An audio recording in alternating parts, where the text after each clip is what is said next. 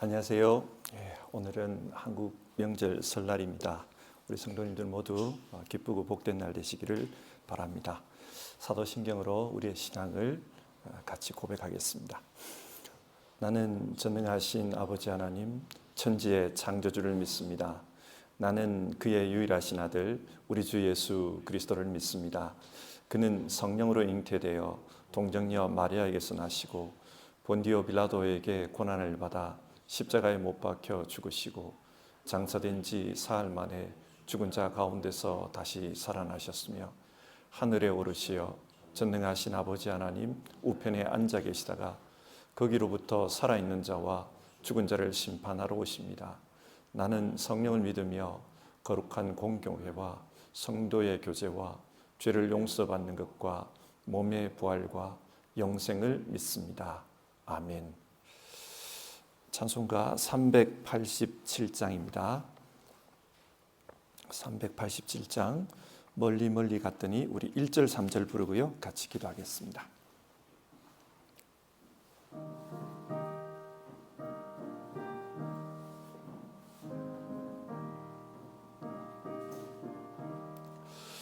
멀리 멀리 갔더니 처량하고 고나며 슬프고도 외로워 정처없이 다니니 예수 예수 내 주여 지금 내게 오셔서 떠나가지 마시고 길이 함께 하소. 3절입니다. 다니다가 쉴 때에 쓸쓸한 곳 만나도 홀로 있게 마시고 주여 보하소서. 예수 예수 내 주여 지금 내게 오셔서 떠나가지 마시고 길이 함께 하소서.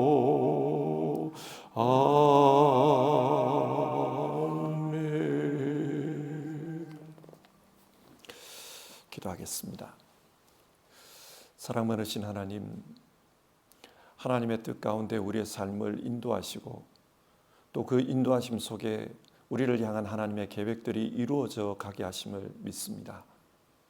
우리 모두는 그 하나님의 인도하심 속에 한국 땅을 떠나서 이곳까지 왔습니다.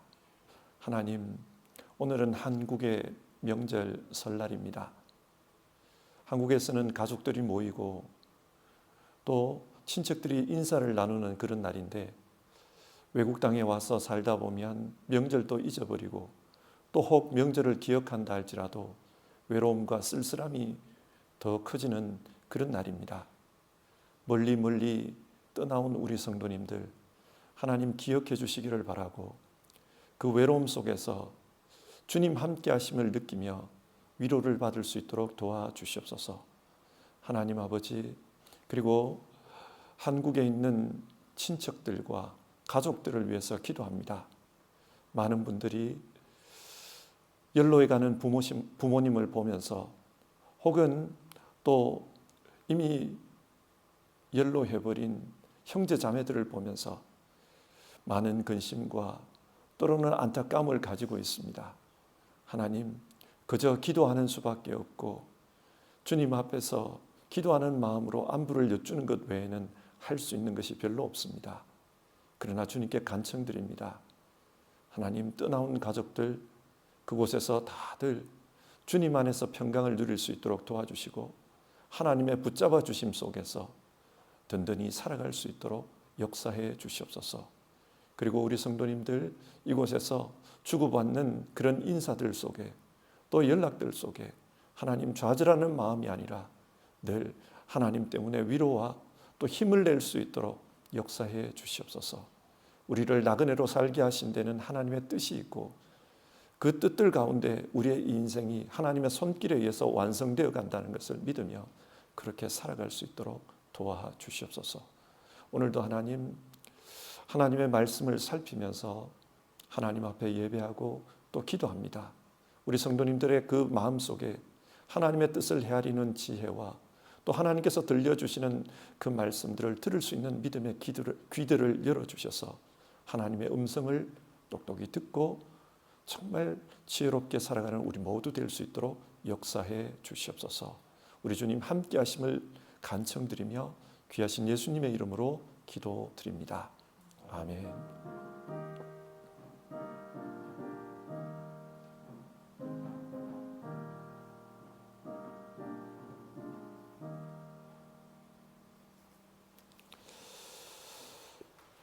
오늘 함께 읽으실 성경 말씀은 누가복음 24장입니다.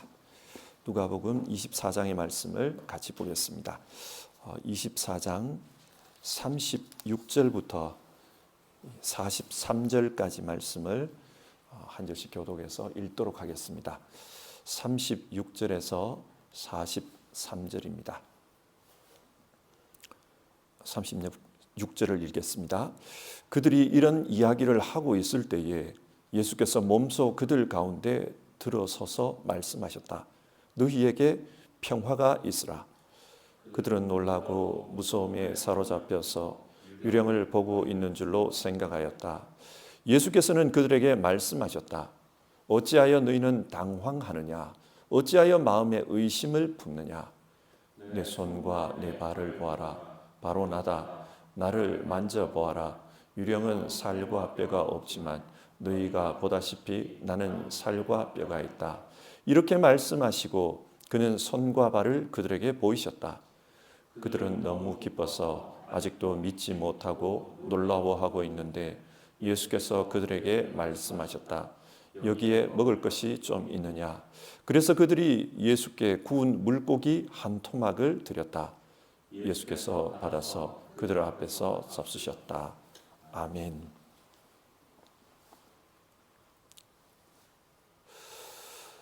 누가복음 24장은 예수님의 부활에 대해 말씀하고 있습니다.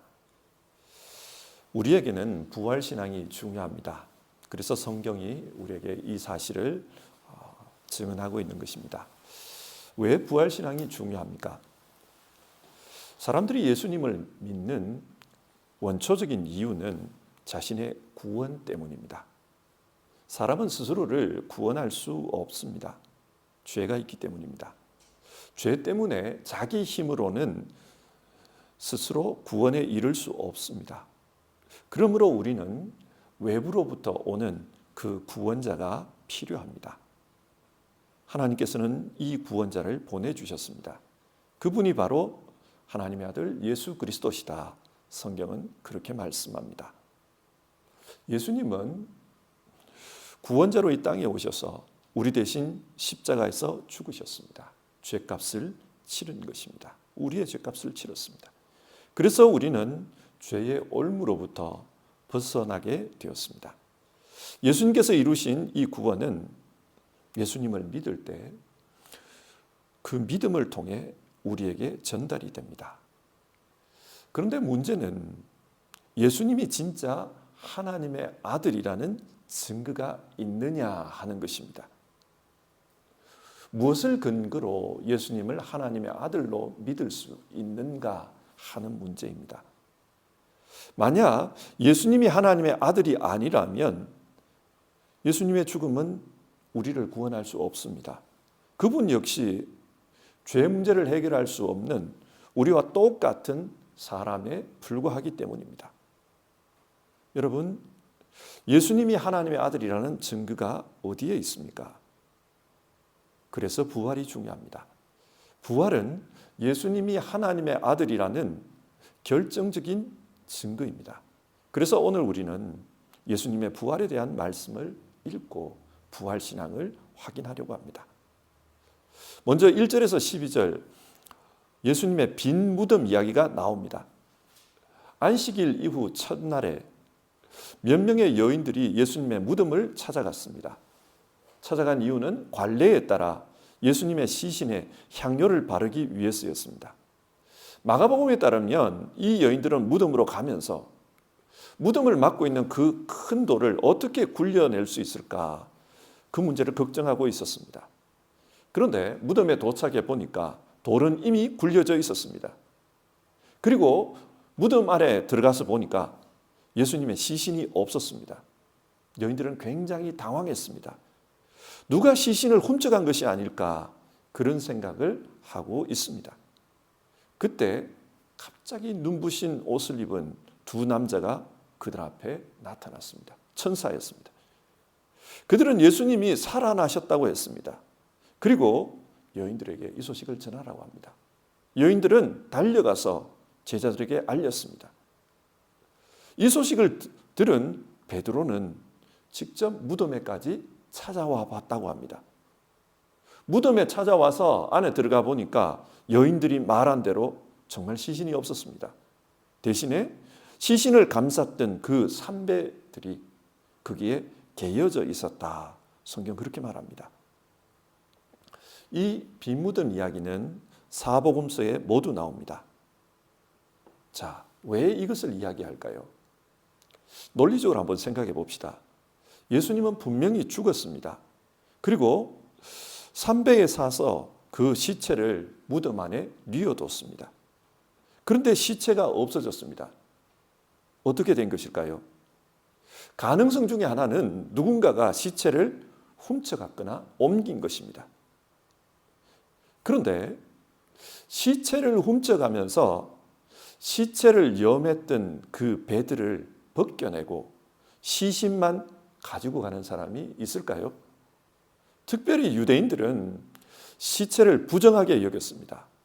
따라서 시체를 훔쳐가려고 했다면 염했던 배에 있는 채로 그대로 가지고 가지, 배를 벗겨내고 시신만 가지고 갈 이유는 없습니다.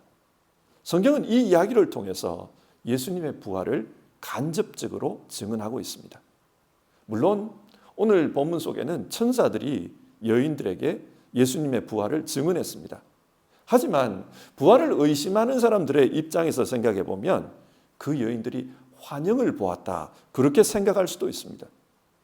따라서 이 빈무덤 이야기는 직접적인 증거보다는 예수님의 부활에 대한 간접적인 증거다, 이렇게 말할 수 있습니다. 13절부터 35절에 엠마오로 가던 두 제자 이야기가 나옵니다. 이 두 제자는 자신들의 고향 엠마오로 돌아가고 있었습니다. 예루살렘을 떠난 겁니다. 길을 가면서 부활에 대한 이야기를 하고 있었습니다. 어떤 여인들이 예수님이 살아났다고 하는데 과연 그게 가능한 일일까? 그런 대화를 나누고 있었습니다. 이렇게 대화하고 있는 도중에 예수님이 끼어듭니다. 그리고 같이 길을 걸어가면서 말씀을 나눕니다. 여러분들은 무슨 이야기를 나누고 있습니까? 예수님이 질문했습니다. 부활 이야기라고 하자 예수님은 구약 성경에 나오는 말씀들을 이야기하면서 부활에 대해 설명하셨다고 합니다. 두 제자는 마을에 다 달았기 때문에 더 이상 걸어갈 수가 없었습니다. 그리고 그때 이미 날이 저물었기 때문에 예수님에게 그러지 말고 우리 집에 가서 묵고 내일 떠나십시오, 그렇게 말을 했다는 겁니다. 그래서 함께 집으로 들어갔고 식사를 하기 위해 식탁에 앉았는데 그때 그들의 눈이 열렸습니다. 예수님이셨습니다. 그런데 신기한 것은 이분은 예수님이시다, 그렇게 생각하는 순간 그들 앞에서 예수님이 사라졌다는 것입니다. 제자들은 깜짝 놀랐습니다. 그리고 서로 이야기합니다. 길에서 그분이 우리에게 말씀하실 때, 성경을 풀어주실 때 우리의 마음이 뜨겁지 않았는가? 그분은 틀림없이 예수님이시다 확신하게 되었습니다. 그래서 그 두 사람은 다시 예루살렘으로 돌아갔고 12제자에게 그 사실을 알렸습니다. 그런데 제자들 역시 부활하신 주님을 만났다, 그런 말을 하고 있었다는 겁니다. 이 부분에서 성경이 말하는 것은 부활에 대한 직접적인 증거입니다. 부활에 대한 직접적인 증거가 뭐냐? 본 사람이 있다. 부활 증인입니다. 부활이 객관적으로 증명되지 않는다면 중요한 것은 그 부활을 목격한 사람들입니다. 그래서 성경은 부활에 대한 직접적인 증거로 이 증인들을 소개하고 있습니다.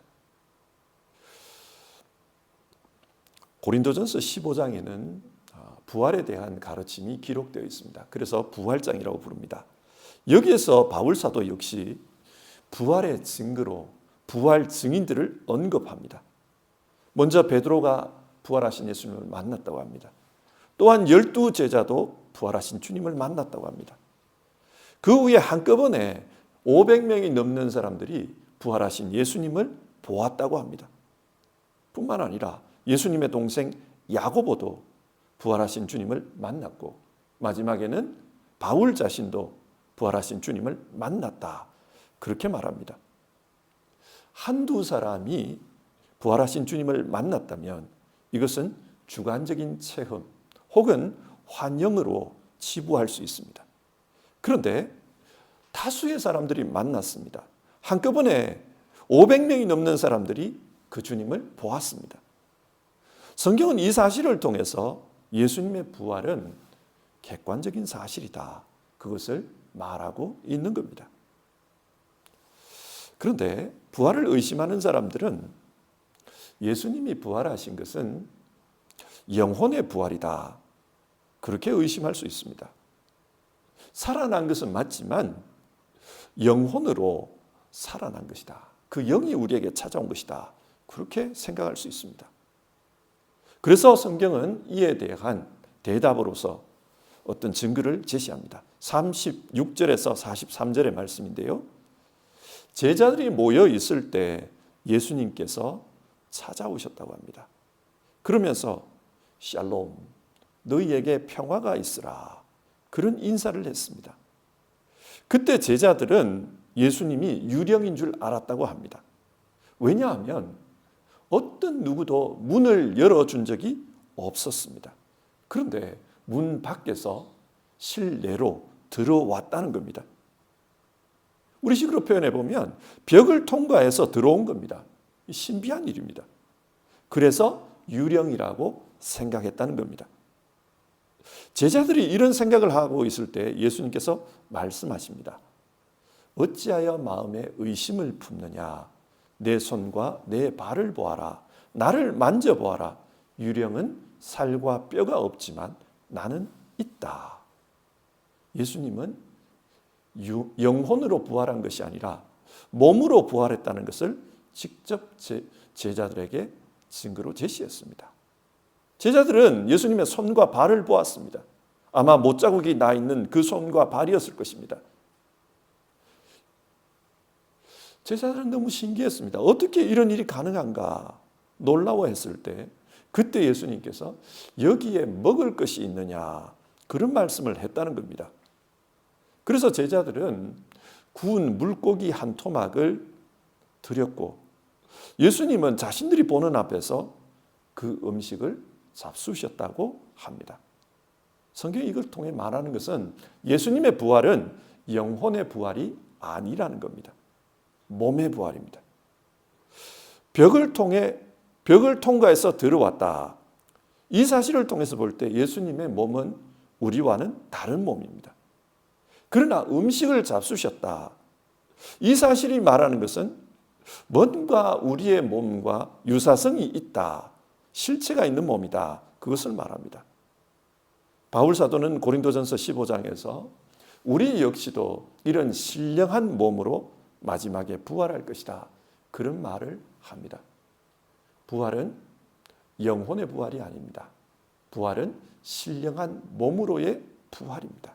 그것이 성경이 말하는 바입니다.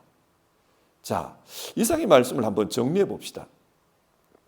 오늘 성경은 예수님이 부활하셨다. 그것에 대한 증거를 말하고 있습니다. 먼저는 무덤이 비어 있었다는 것을 통해서 간접적으로 증거를 말하고 이어서 부활 증인들의 증언을 통해 직접적인 증거를 제시하고 있습니다. 여러분, 성경이 이것을 통해 우리에게 무엇을 말합니까? 예수님은 진짜 하나님의 아들이라는 것입니다. 죽음을 이긴 진짜 하나님의 아들이다. 그것을 말합니다. 죄의 삭은 사망이라고 말하지 않습니까? 따라서 죄 가운데 있는 사람들은 죽을 수밖에 없습니다. 그리고 죽음을 이길 수가 없습니다. 참 생명이신 하나님만이 죽음을 이길 수 있습니다. 그런데 예수님께서 살아나셨습니다. 죽음을 이겼습니다. 이것이 말하는 바는 예수님은 진짜 하나님의 아들이라는 사실입니다. 그리고 예수님이 진짜 하나님의 아들이라는 이 사실은 예수님을 믿으면 우리에게 구원이 임한다. 그것을 믿으라는 겁니다. 복음을 믿으라는 겁니다. 그리고 복음을 믿고 영생의 삶으로 들어가라. 우리에게 그것을 말씀하고 있습니다. 자, 그러면 이런 생각을 해봅시다. 우리는 이 복음을 믿고 예수님 때문에 죄가 없어졌습니다. 죄가 없어졌다면 그 다음에는 어떻게 됩니까? 죄의 삭이 사망이라고 했으니까 우리 역시 사망을 이기게 됩니다. 우리 역시 예수님처럼 부활하게 될 것입니다. 언제 그렇게 됩니까? 성경은 예수님께서 다시 오시는 그날에 그런 일이 이루어질 거라고 말합니다. 그래서 예수님의 부활은 예수님의 부활이면서 동시에 우리의 부활이다. 그렇게 주장하고 있습니다. 성경은 예수님의 부활을 일컬어 예수님을 일컬어 부활의 첫 열매라고 부릅니다. 왜 첫 열매라고 하는가? 첫 열매라는 말은 그 다음에도 또다시 부활이 있을 것이기 때문에 그렇습니다. 복음서를 읽다 보면은 예수님께서 죽은 자를 살린 이야기가 여러 차례 나옵니다. 백부장 야이로의 딸을 살리셨고 나인성 과부의 아들을 살렸습니다. 그리고 베다니에 사는 나사로도 살렸습니다. 이들은 예수님보다 먼저 죽었고 또 예수님보다 먼저 살아났습니다.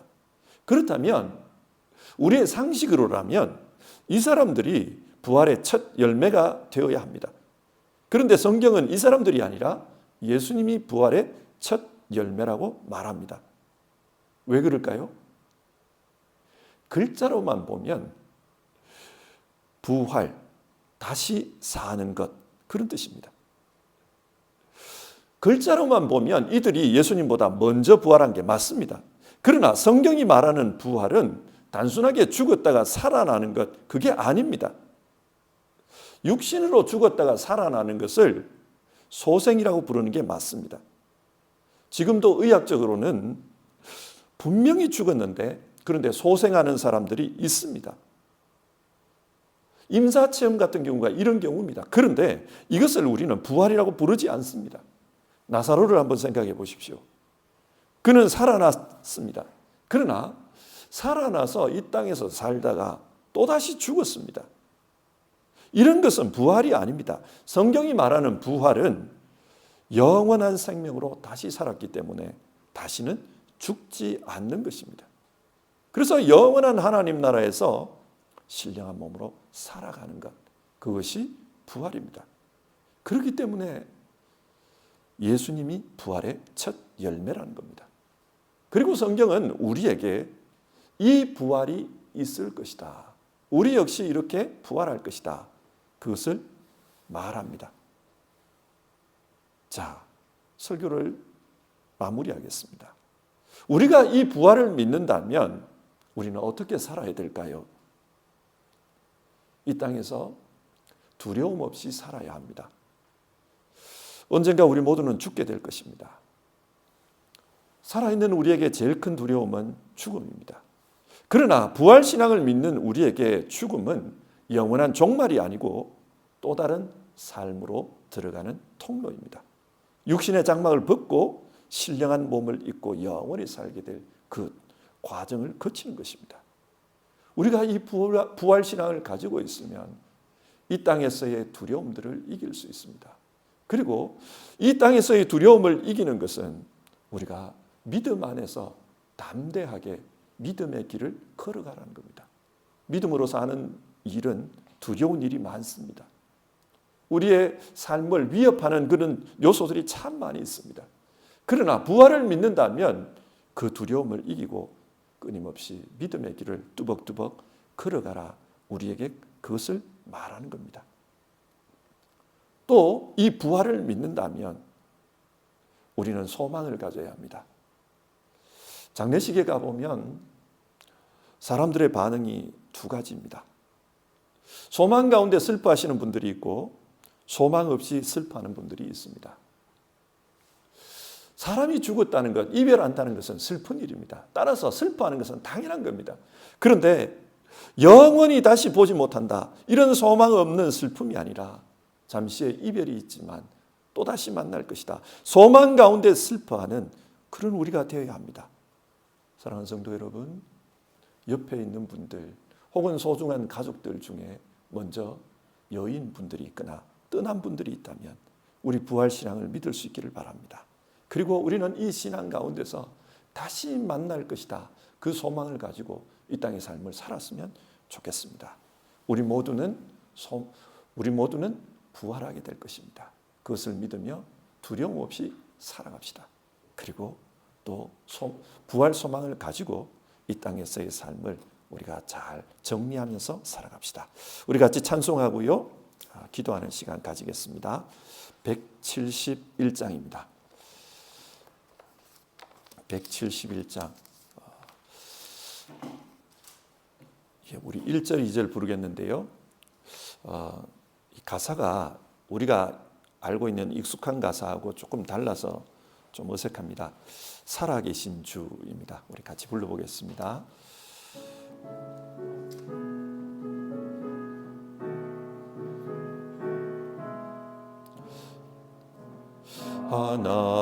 하나님의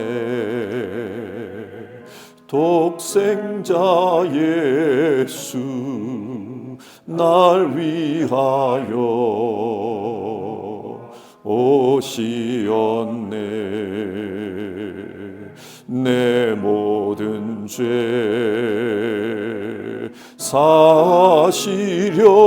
사시려고 십자가 지셨으나 다시 사셨네.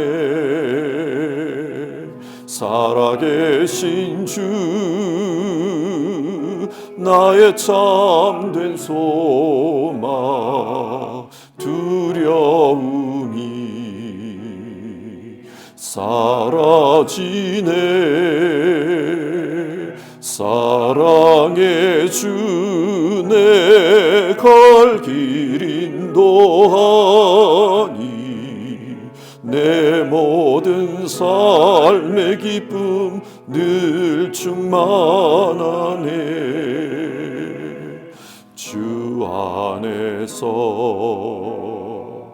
거듭난 우리 기뻐하며 찬양하리.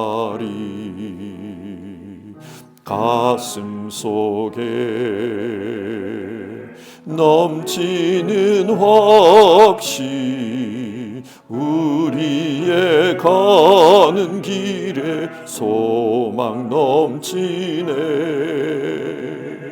살아계신 주 나의 참된 소망, 두려움이 사라지네. 사랑의 주 내 갈 길 인도하니 내 모든 삶의 기쁨 늘 충만하네. 우리 시간 같이 기도하겠습니다. 먼저는 오늘 살펴본 성경 말씀 가지고 기도하기를 바랍니다. 부활 신앙을 가지고 우리가 살아갑니다. 그래서 신앙하는 가운데 많은 일들 또 어려움을 만나지만 그럼에도 불구하고 두려움 없이 담대하게 그렇게 살아갈 수 있도록 우리가 주님 힘을 주십시오, 우리 그런 기도를 했으면 좋겠습니다. 또 우리 성도님들 중에 가족과 이별하신 분들, 그래서 마음에 여러 가지 생각들이 깊은 분들이 있을 겁니다. 이 부활 신앙을 생각하면서 하나님의 위로를 받았으면 좋겠습니다. 언젠가 곧 또 다시 만날 겁니다. 부활한 생명으로 다시 만날 것이다. 그 믿음을 가지고 그런 슬픔들을 잘 이기길 바랍니다. 두 번째로 우리가 기도할 제목은요, 오늘이 설날이니까 한국에 있는 가족들을 생각하면서 기도했으면 좋겠습니다. 우리 사랑누리선교회 분들 같은 경우에 한국에 연로하신 부모님들 계십니다. 그 부모님들 생각하시면서 하나님께서 붙잡아 주시기를 바랍니다. 하나님께서 함께 해주시길 바랍니다. 우리 그런 기도를 했으면 좋겠고, 또 우리 두란노 성도님들 같은 경우에는 형제 자매 분들이 많이 연로하셨을 겁니다. 주님, 주 안에서 평강 가운데 살아갈 수 있도록 지켜주시고 그 마음에 늘 믿음을 더하여 주셔서 주님, 우리 부활 소망 가운데 그렇게 살 수 있도록 도와주십시오. 우리 같이 기도했으면 좋겠습니다. 기도하겠습니다.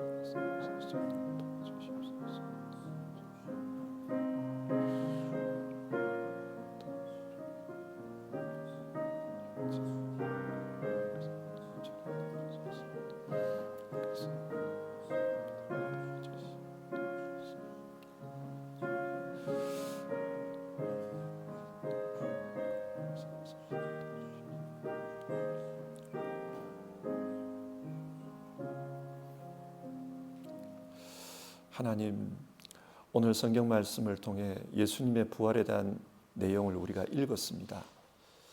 예수님께서 부활하셨다면 예수님은 하나님의 아들이십니다. 예수님이 하나님의 아들이시라면 예수님께서 우리 구원의 문제를 해결해 주셨습니다. 따라서 예수님을 믿는 우리 모두는 구원의 문제에 있어서 해답을 찾은 사람들입니다. 그렇기 때문에 우리 영혼의 문제와 우리 삶의 문제에 있어서 더 이상 구원의 문제로 말미암아 두려움과 불안함으로 사는 것이 아니라 담대함과 확신 가지고 살아가는 우리 되기를 주님 앞에 간청드립니다. 하나님, 우리는 불안함이 아니라 주님을 믿고 따르는 가운데 분명한 길, 그런 길을 걸어갈 수 있도록 도와주시옵소서. 하나님 아버지, 우리 성도님들 가운데 이 땅에서의 삶을 두고 두려움이 있는 분들이 있거든. 오늘 성경에서 말씀하는 이 부활신앙을 마음에 품고 담대하게 살아갈 수 있도록 도와주시옵소서. 그리고 현실에서의 여러 가지 문제들을 만나서 복잡함을 느끼는 분들이 있거든. 주님, 우리는 정말 영원한 생명을 살게 될 사람이라는 것을 알고 좀 더 하나님, 우리가 넓은 마음과 좀 더 큰 마음으로 현실을 바라볼 수 있도록 주님, 우리에게 그런 신앙적인 여유를 더하여 주시옵소서. 하나님, 간청드립니다. 우리 성도님들 중에 가족을 여인 분들이 근자에 많았습니다. 주님, 사랑하는 이들을 이별하는 것은 마음에 상처가 남습니다. 하나님 아버지, 그 슬픔 가운데 이 부활신앙으로 위로하여 주시기를 바라고 곧 만날 것이다. 다시 만날 것이다. 함께 할 것이다. 그 위로 속에 하나님이여 마음의 평강을 누릴 수 있도록 도와주시옵소서. 오늘은 한국의 명절 설날입니다. 고향에 있는 부모님들이 생각나고 또 형제 자매가 생각나는 날들입니다. 주님 도와주시옵소서. 멀리 떨어져 있기 때문에 어떻게 할 방법이 없습니다.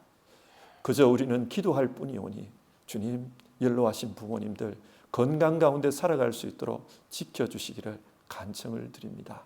하나님께서 붙잡아 주심으로 말미암아 노년의 삶이 평강 가운데 임할 수 있도록 주여 도와주시옵소서. 형제 자매들을 위해서 기도하는 이들 하나님 아버지 그 정을 그 마음의 뜻을 하나님께서 헤아려 주시기를 바라고 주님 찾아가셔서 믿음으로 임하여 주시옵소서. 주님 함께해 주시옵소서. 오늘도 하나님 우리 두란노 선교회 이 명절을 맞아서 척사대회를 합니다. 그 가운데 함께해 주시고 모든 분들 기쁨으로 시간을 보내고 또 성도들과의 교제 가운데 위로를 나눌 수 있도록 도와주시옵소서. 온 성도님들에게 우리 성도님들에게 기쁨과 위로가 넘치는 하루 되기를 간청드리며 귀하신 예수님의 이름으로 기도드립니다. 아멘. 주기도문 하겠습니다. 하늘에 계신 우리 아버지, 아버지의 이름을 거룩하게 하시며 아버지의 나라가 오게 하시며 아버지의 뜻이 하늘에서와 같이 땅에서도 이루어지게 하소서. 오늘 우리에게 일용할 양식을 주시고 우리가 우리에게 잘못한 사람을 용서하여 준 것 같이 우리 죄를 용서하여 주시고 우리를 시험에 빠지지 않게 하시고 악에서 구하소서. 나라와 권능과 영광이 영원히 아버지의 것입니다. 아멘.